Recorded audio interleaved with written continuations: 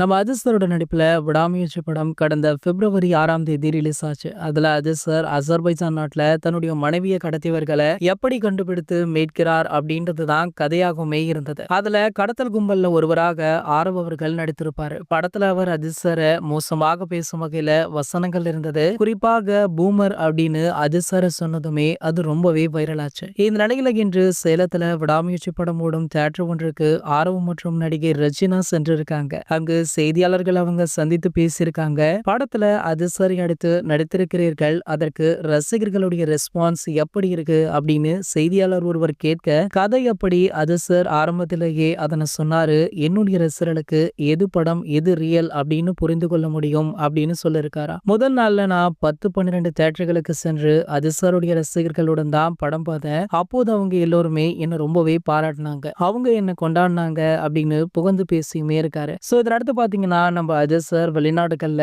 Car ரேஸ்ல ஈடுபட்டு கொண்டிருக்காரு. இந்த நிலையில இவருடைய மற்றொரு படமான குட் பேட் அக்லி திரைப்படம் வர ஏப்ரல் 10ஆம் தேதி உலகம் முழுக்கவே ரிலீஸ் ஆகுது. சோ இந்த திரைப்படத்துடைய முதல் பாடல் பற்றிய அறிவிப்பு இன்னும் ஒரு வாரங்கள்ல வெளியாக இருக்கா. இந்த படத்திற்கு முன்பு டிஎஸ்பி அவர்கள் இசையமைத்தாரு. ஒரு சில பிரச்சனைகள் காரணமாக இந்த படத்துல இருந்து அவர் விலக தற்போது ஜிவி பிரகாஷ் அவர்கள் கமிட் ஆகி இசையமைச்சிட்டுமே இருக்காரு. முதல் பாடலை ஜிவி பிரகாஷ் அவர்கள் முடித்த கையோடு ரிலீஸ் பண்ணி விடலாம் அப்படின்னு பிளானுமே போட்டுட்டாரா. இது போன்ற நம்ம அதிசரை பற்றி வெளியாகிற அனைத்து செய்திகளுமே நீங்கள் உடனே தெரிஞ்சுக்க நம்மளுடைய அது 360 அப்படின்ற நம்ம சேனலை சப்ஸ்கிரைப் பண்ணிக்கோங்க.